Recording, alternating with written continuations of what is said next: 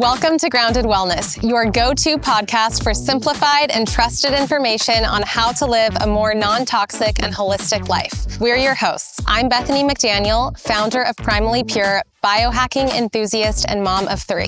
And I'm Courtney O'Connor, holistic esthetician with over 15 years experience in the healing power of touch and holistic skincare rituals. In today's episode of Grounded Wellness, I had the pleasure of sitting down with our in-house formulator, Tommi Hutchins, to talk about a holistic approach to sun protection and to celebrate the launch of our new SPF. Despite a significant rise in sunscreen use, skin cancer cases have surged by 42% in the past decade. With these alarming statistics, it's clear that sunscreen isn't the only solution. Together, Tommi and I dive into the connection between sun exposure and why we don't believe in wearing SPF every day, and how to make lifestyle changes to better protect your skin without relying solely on conventional SPF. Let's dig in.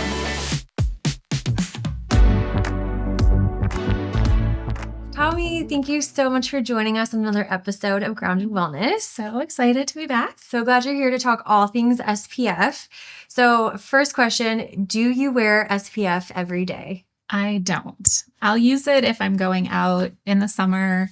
I don't live where it's warm all the time. So in the summer, I'll put it on if we're going swimming or something, but not every day. No. I'm on that same boat with you. I don't wear it every day either for similar reasons. Mm-hmm. Even as a holistic esthetician, I feel like that is like hypocrisy to even say I don't wear it every day, and I don't recommend my facial guests to wear it every day. Yeah. But obviously, yes, when you're out in the sun for an extended amount of time, I'll use like a tinted moisturizer with SPF in it. Yes, me too. Mm-hmm. Yeah. Mm-hmm. So as we get into this conversation about SPF and even some of the benefits of sun exposure, would you start us off by kind of breaking down the UVA rays and the UVB rays, what they are and what to look for in a sunscreen to help protect against both? Yeah, it's great, I think, for everybody to understand that. So the sun emits all the light, the visible light that we see, infrared light, and on the other end of the spectrum is UV light, ultraviolet. And there's actually 3 kind of UV rays that come from the sun. There's UVA, UVB, and UVC. And UVC is actually stopped by our atmosphere, so it doesn't get through to us. UVB, most of it gets through to us, but some of it is stopped by the atmosphere. But UVA gets all the way through to us. UVB, stops at the surface of our skin. So it hits our skin and it doesn't have the ability to penetrate deeper. UVB is what causes sunburn. And so obviously that's easy to see when you're experiencing too much UVB rays, and also can then therefore impact skin cancer, right? It can cause DNA damage and can lead to that. UVA rays actually penetrate down to the middle layer of the skin, and that's what will cause some DNA damage, which can lead to skin cancer, which is kind of newer findings in this community about the damage that UVA rays can have, but they also can lead to premature aging, wrinkles, things like that, because it's doing damage deeper layers of the skin.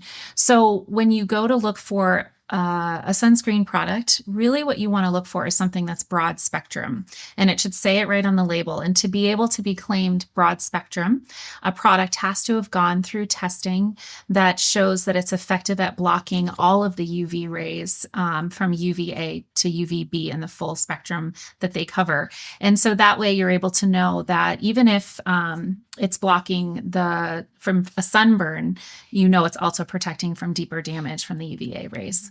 So with a broad spectrum sunscreen, there can be various forms of that, mm-hmm. chemical and physical. Yeah. Could you walk us through how a chemical sunscreen works and why some of the ingredients in them might be concerning?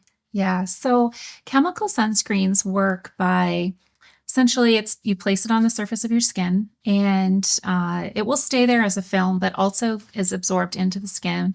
Usually takes around 20 minutes or so for it to get into the deep layers of the skin. And what happens is when the UVA or UVB light comes and hits the chemical, a chemical reaction happens, and the UV light is transformed into heat. and it dissipates, just leaves the skin. But what that does is it stops it from causing any damage or impact on the skin. And so that's how chemical sunscreens work. There's a list of chemical sunscreens that are approved in the United States by the FDA to use as sunscreen ingredients.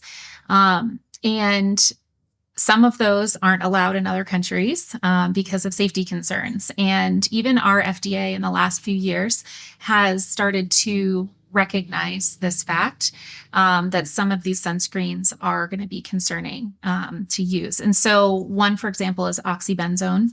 Oxybenzone actually is recommended by the American Academy of Pediatrics to not use on children because it is an endocrine disruptor. And they know this. Now, this also is true for adults as well. It's going to impact us as well. It's just that children are smaller, and so their bodies are more impacted by it. So there's a long list of ones that are available that are chemical sunscreens, and they will work in different ways. Some will protect against UVA better, and some will protect against UVB a little bit better. Are there any long-term effects of using sunscreens with chemical ingredients because they do get absorbed into the bloodstream? Yeah. So there's research showing, one, that these ingredients that they do get absorbed into the skin and in systemically. You can see traces of them in urine. You can see them in the blood plasma. They can build up in places like fatty tissue, the liver, the brain. It can cross the blood-brain barrier. I've seen some research that the sunscreen ingredients can come into breast milk. So if you think about the impacts of that, interestingly, also, it's not just an immediate buildup of the sunscreen ingredients in your body. You can use a sunscreen and still have traces of it in your system a week, 2 weeks later. So there definitely are some long-term effects. We worry about things like endocrine disrupting.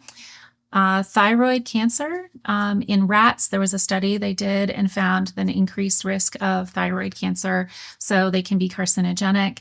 And also have found that the levels of these ingredients that are left in our body after using a sunscreen are well above the FDA considered safe threshold level. So even though we're applying these things topically, once we test samples later, we're finding that way more is getting through our skin than even the FDA recommends as being safe. So the FDA is actively looking into this right now, and there may be some changes regulatory wise in the future where some of these might not be allowed anymore. That's encouraging to hear. Yeah. Okay, that's the case. Yeah. So then on the flip side, speaking about physical sunscreens, talk to us about how those work and what are some of those key ingredients in a physical sunscreen. Yeah, so these are different. They're much more like a block. So sometimes they'll be called a sun block. And so the two big ones that are approved by the FDA are titanium dioxide and zinc oxide. And so those work literally as a barrier. So they'll go on the surface of the skin, and if they are non-nano, then they won't absorb into the skin.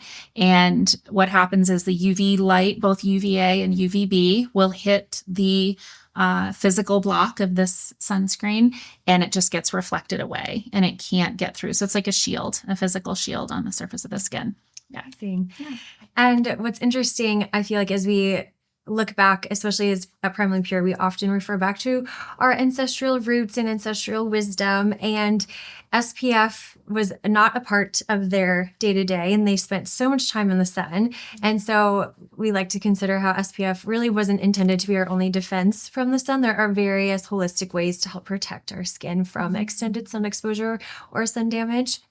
Yet for so long, our society has solely relied on sunscreen. So what are some alternatives that you recommend to your clients for sun protection? Yes.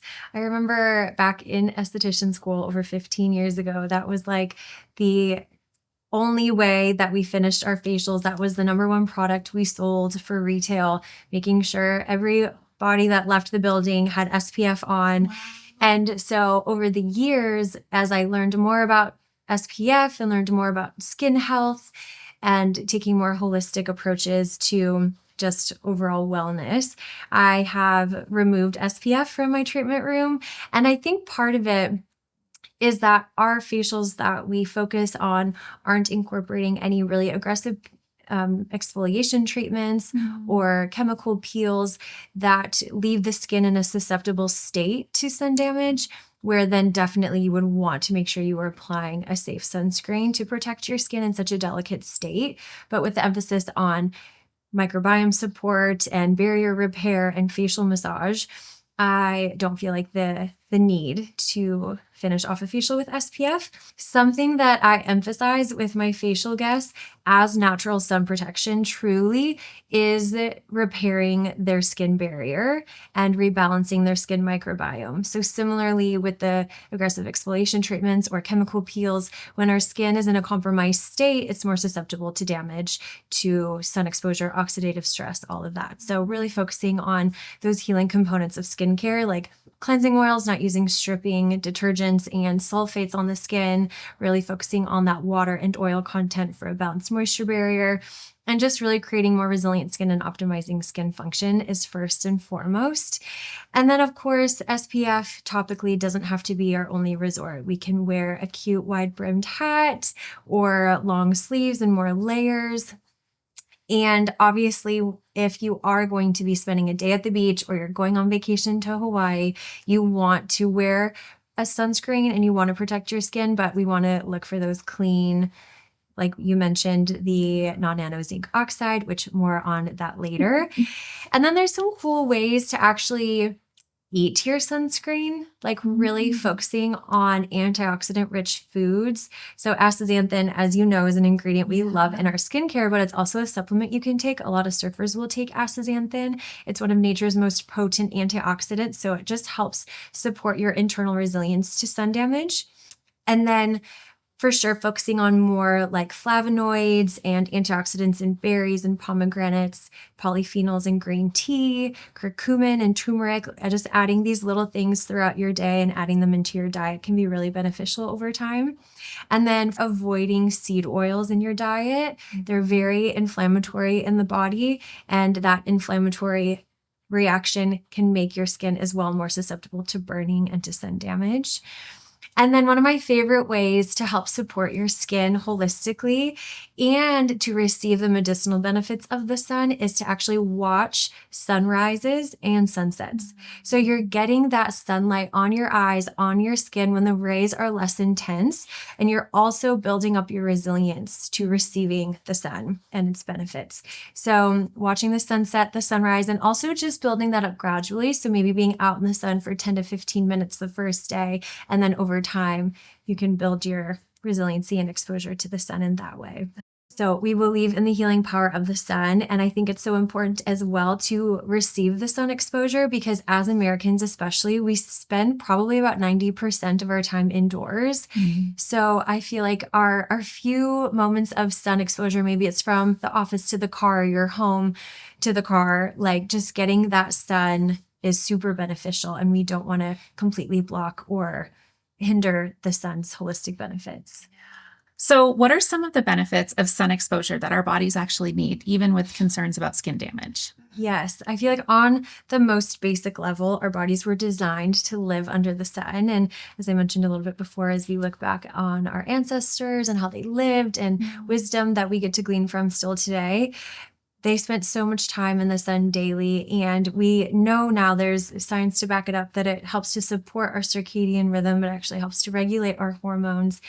And we want to spend time in the sun, but we just don't want to overdo it. And so healthy levels of sun exposure support healthy vitamin D levels. And a study showed that actually vitamin D from the sun specifically made a bigger impact on bone health and overall homeostasis more than a supplemented vitamin D. So I think that's a really cool comparison between supplements, which are meant to just, again, be a supplementation where we can receive so much goodness and that vitamin D from the sun itself. And then, of course, our circadian rhythm regulation. That's why watching the sunset and the sunrise can be super beneficial for supporting that.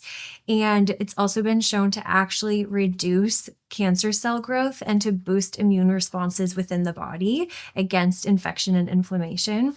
And then there's a cool There's a series of studies that looked at different populations that are in sunnier locations, so a high vitamin D culture, and they have less serious illness, including less cancer and disease, improved immune function, fewer cases of diabetes, and even better bone and gut health. And I think we can all attest to we feel better when we have been in the sun. Yeah. Like it shifts our mood. We feel lighter and just a little bit happier. Mm-hmm. So I feel like that in and of itself, like experiential, we know we feel better when we have sunlight. Yeah.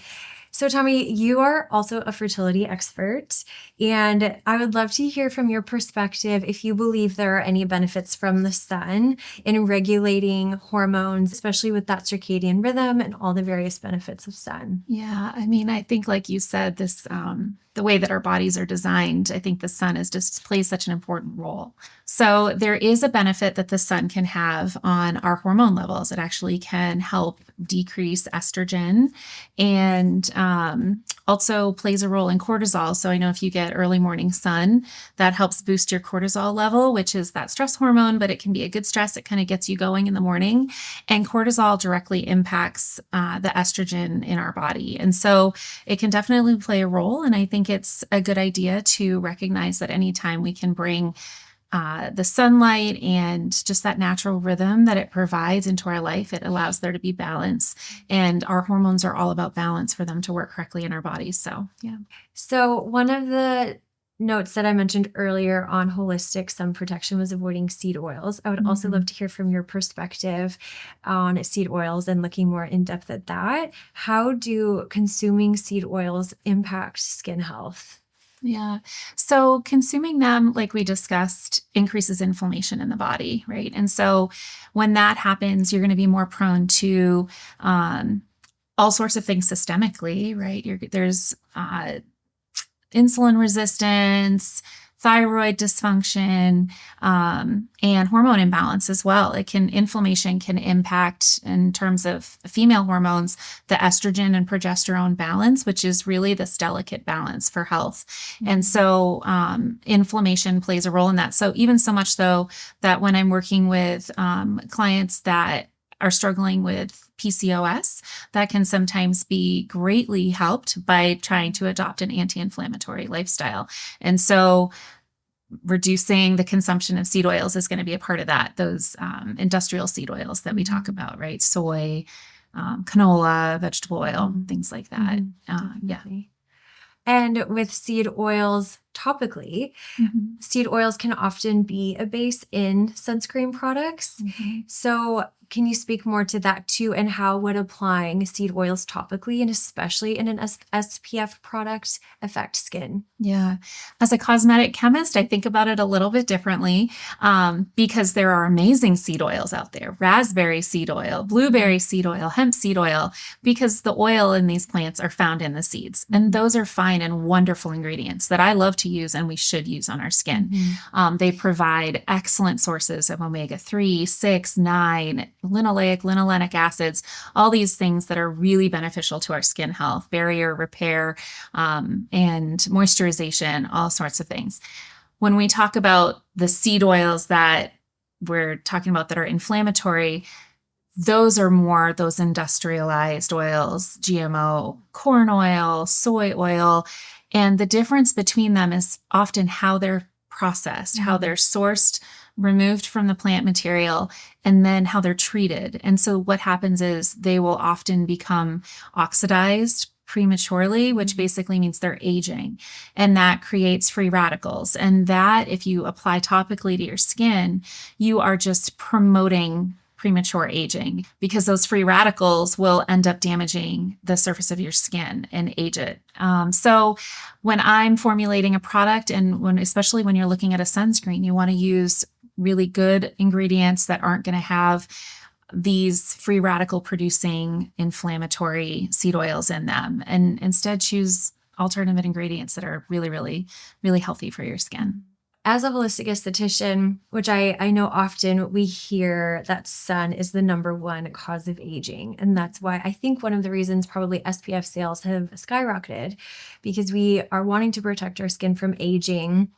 However, from my perspective, I don't agree with that concept that sun exposure is the number one cause of aging. I actually believe that stress is the number one cause of aging, because if we look at the effects of stress on not only our overall health, which obviously directly impacts our skin health, but when we look at how stress can break down our skin health, it's fascinating. And I feel like we look at how stress, it actually disrupts skin barrier function, and it impacts lipid ratios, which leads to dehydration and that transepidermal water loss. Yeah. And I've heard this quote that I just have lived by now, and it's aging is simply drying out. So when all of that is impacted, it just leads to more dehydrated, dry, aging skin. And I feel like this chronic low-grade stress that we're just all essentially living with when we're not regulating it or managing it well can lead to more inflammation levels in the body and lead to more inflammatory skin conditions like eczema and acne and psoriasis. And also stress impairs wound healing. So our skin isn't as effective in healing and supporting those repair functions. And also stress has been shown to impact fibroblasts and collagen production in the skin. So it's leading to a loss of firmness and elasticity. Stress also, we feel it in our bodies when we're stressed. We're more tense and rigid and constricted, which that actually impairs the flow of vital nutrients in the blood and in the lymphatic fluid. And so when I look at all the impacts of stress on our body and in our skin, that's why I believe stress is the number one cause of aging, and it actually makes your skin more susceptible to sun damage. So I feel like if we even look deeper than the sun, that's where stress is involved. And so I think too, one of my favorite holistic ways to protect the skin from sun damage is to manage our stress and to really implement more stress relieving rituals, regulating our nervous system, and starting to view stress relief as sun protection. I love that. So because we're indoors filming today and we're talking about the sun, we had to open up the doors behind us and let the sun in on our faces. So good. So, see, I already feel mood shift. Yep, me too. Immediately. So Tommi, on this topic of stress, let's talk oxidative stress. Okay. So can you unpack that a little bit for us and talk to us about how oxidative stress also impacts skin health? Yeah, sure. So oxidative stress is a term something that can happen with free radicals, and free radicals damage can impact the skin. It can cause inflammation. It can just reduce barrier function, just overall can cause premature aging on your skin. So free radicals are a molecule that is looking for an electron. Okay, so it's out there, it's not happy, it's looking for an electron. And when it is on the surface of your skin, if you say you apply something to your skin that has free radicals in it, that's oxidized, then it's going to be looking for that electron. And so what it will actually do is steal an electron from healthy molecules in your skin. So that's what leads to that skin damage and that's impact on our skin. And so in order to combat that, we have to try to address that with either changes in our behavior or our environment, because these free radicals can come from pollution, it can come from chemicals, it can come from the sun. So we can do things like that, or use skincare products that can help protect us a little bit from those free radicals. What are some of your favorite skincare ingredients that help to combat oxidative stress? So I love astaxanthin. We've already talked about that. It's more powerful as an antioxidant than vitamin C, coenzyme Q10, which those are both actually great ingredients as well to be able to combat oxidative stress. How those work is they essentially will donate that electron. So instead of the free radical kind of stealing that from your skin, they're going to take it from the astaxanthin or the vitamin C or the coenzyme Q10 that are happy to give up that electron. And so it just kind of does this barrier thing to protect your skin from it. I love that. Yeah. So what are some lifestyle habits? You've talked about different things, which I found really interesting, but what are some that we can do to try to minimize free radicals and oxidative stress? Yes. So again, astaxanthin, I feel like that is like the superhero of this combo right now. I want to get it. Incorporating more of those antioxidant rich foods or supplementation and really focusing on nourishment and upgrading our diet. And I think also really reducing that emotional stress, as I also talked about. And so incorporating more lifestyle factors, because psychological stress is oxidative stress. It has the same effect on our body with just degrading the health of the skin, breaking down our cellular health over time. And so whatever ways because it's different for everybody, what helps to relieve stress. So learning what helps you just exhale and implementing more of those practices in your day-to-day life. And then protecting skin from pollution and other environmental stressors, and then definitely reducing pesticides and chemicals. So looking at what we're putting on our plate and in our products and looking for organic options whenever possible. And one thing that we talk about often is promoting better sleep hygiene. Obviously, when we sleep, that's when our bodies are able to repair and regenerate and create more resiliency against stress and against all the oxidative stress that could be happening. And one of my favorite tips for better sleep is actually our new sleep spray. Plugging that product, just misting it on your forearms or your feet just helps you unwind more effectively and sleep more restfully. We love educating our community on the realities of sunscreen and the holistic benefits of the sun. And also, we're so excited for this episode because we are introducing our brand new SPF product that has been the most requested product, I feel like, for years. And it's taken 3 years in the making. Yeah. So Tommi, I'm so excited to talk to you about our new Primally Pure SPF product. So with it taking over 3 years to formulate, what challenges did you face when creating the perfect non-toxic SPF? Yeah, so excited about this too. So let's see. I think first finding the right partner. So with this being a drug product, there come regulations, there's manufacturing requirements, and we of course don't have any other OTC drug products in our lineup. So we needed to find someone to partner with to be able to make sure that we're doing everything that we can to make this the right and best product. And so finding that partner was the first step. Second, the challenge came from making this true to who we are. So we wanted to include tallow. We need to have really good skincare ingredients. And this is just something that isn't really out there on the market right now. So there's other companies who might be trying to use tallow in a way in sunscreen, but the ones that I've found aren't necessarily doing it the way that I think is going to be the best. So getting tallow to work, it's just a new way of making a sunscreen. And then third was actually the active ingredient that we're going to use. So we chose to use zinc oxide, which is a great skincare ingredient for SPF. And it's one of the ones that's allowed by the FDA. It's again that sun block ingredient. So it's going to stop the sun, those UV rays from being able to impact the skin. And, but one of the challenges that we ran into with that is some of our earlier prototypes, some of the earlier formulations that we tried, when we actually went and tested it for the SPF amount, it failed, even though it had the correct level of zinc in there, and actually puzzled us a little bit about why this was happening. And so we found that with this base that we're working with, this kind of new idea of a tallow-based sunscreen, the processing of how we actually put the ingredients together and the way that they're mixed in a certain way, top secret, makes a difference. And we had to adjust our processes to be able to get the formula to work. And now it works beautifully. It passed wonderfully. So that was a challenge that we came against, but figured it out and we're super excited. Yes. Yeah. I would love to hear a little bit more about this zinc oxide. Yeah. And why you chose that one specifically for our formula and how ours is different. Yes, I'm so excited about our zinc. So again, yes, we wanted to use zinc oxide. We are definitely going to use a non-nano zinc. So the difference there is you can have zinc that has been ground down to nano size, which just means it's the little particles are less than 100 nanometers. It's very, very small.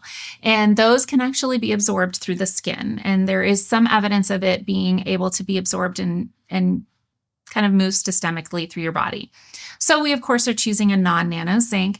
But as everyone knows, usually a zinc sunscreen is going to give you that white cast. We were very excited to find a new zinc that's pretty new to the market, but made by a zinc expert who's been in this field for a very long time, who created a new zinc that it's non-nano. It's uncoated. So sometimes zinc oxide will be coated with other chemicals to make it not be whitening and to work differently in the formula. This is an uncoated zinc that is non-nano, so already 2 bonus points for it. But the way that he figured out how to mill it down, basically to grind the zinc in a very special way, changes it from being crystalline, so jagged, which when the light hits the zinc, when it's jagged, that's why the light reflects back and it looks white. So that's why zinc looks white to your eyes. The way that he's figured out how to process the zinc, it makes it more smooth. And so the light doesn't reflect back in your eyes, and it's almost, you can barely see it. So we have this amazing zinc product that almost looks, you'll have a hard time even believing that it's actually zinc, but it is, and it works wonderfully. We're very excited about it. When I apply it, it just like melts into my skin. It's such a great product, and it's broad spectrum. So it passed the broad spectrum test. We're going to offer a few different SPF options and different forms for use on your body. So really exciting. Love that. I find often a question we get from our customers is this product pregnancy safe, breastfeeding safe? Can you speak to that with our new SPF line? Yeah. So these are very basic formulas, which I think is also very different than other things that are on the market. These formulas, there's probably 6 or 7 total ingredients. These are all very gentle. With it being non-nano zinc, nothing is getting absorbed into the skin, which then wouldn't be able to they'll be safe for pregnancy and also for breastfeeding. So very, very simple formulas that really work. Love that. For the whole family. Whole family. So good. Yeah. Love it. On that conversation too of the non-nano zinc oxide, you mentioned earlier that titanium dioxide is also another common mineral ingredient for sunscreen, which there are concerns about having titanium dioxide in sunscreens. What is your take on these claims regarding free radical generation with titanium dioxide? So this is a really interesting one, actually. So titanium dioxide is the other block that's available to be used by the FDA, and it does work as a sunscreen. The interesting thing about it, though, is when I look at it from a perspective of a chemist, there's actually 2 different forms of titanium dioxide, and it just has to do with the shape of the crystals. And one of the forms, when used, actually, when UV light hits that form, that type of titanium dioxide, it actually causes UV damage on the skin. Whoa. But the other form of titanium dioxide doesn't do that. And so if you don't know what source the company is that's using, if you buy a sunscreen, it's got titanium dioxide and you don't know which of these that it was, then you really don't know if you're using something that's safe. So we could have formulated with that, but I think just because of the great benefit that we have with this zinc ingredient, why mess with it? Let's just use this material. And good find on the non-nano. So excited. Using. Yeah. It's incredible. Yeah. So you've mentioned a little bit about some of the regulations surrounding SPF formulation. What are some other regulations that exist around creating an SPF, and how do they affect sunscreen production? With this being an OTC drug, so that encompasses everything from drug products like a fluoride toothpaste to Tylenol on the shelf. These are all OTC drugs, and sunscreen is one of those. So the FDA has what's called a monograph, which is the set of rules and requirements and restrictions that are attached to that drug. And every drug has one of these things. And so we have to look at that, and it will give you very specific outlines of what ingredients you can put in, how much can you combine raw ingredients when it comes to the actives. And then it also talks about the testing that's required. So it's very specific testing. And the interesting thing about the FDA regulations for the SPF portion of the testing is that it only is actually testing for sunburn, which now we know is only UVB rays. And so when these regulations were first created, there wasn't as much of an understanding about the danger of UVA. And so that's why it's still legal for some companies to sell sunscreens that aren't broad spectrum, because the FDA doesn't require UVA testing.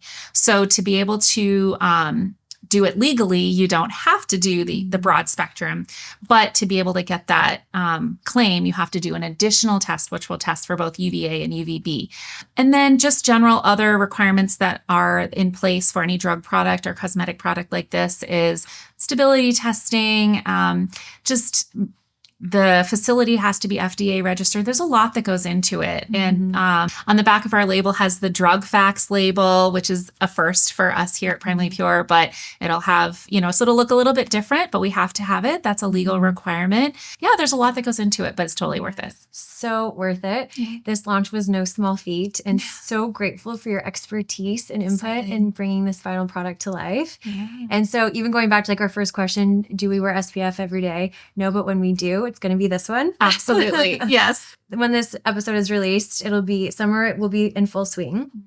Do you have any fun summer travel plans? Where will you be taking our SPF this summer? Okay, so I have a funny answer. So we usually travel back. We're from Maine originally, and we usually travel back to see our family in the summer, but not this summer because we are starting a little farm. And so we will be lathering up with our Primally Pure sunscreen as we try to get a farm going. So I love that so much. It's going to be a very memorable summer for you guys. I know. Excited. Yeah. What about you?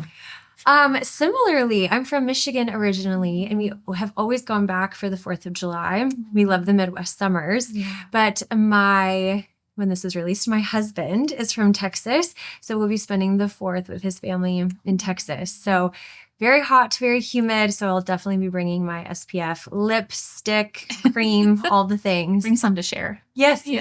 Totally.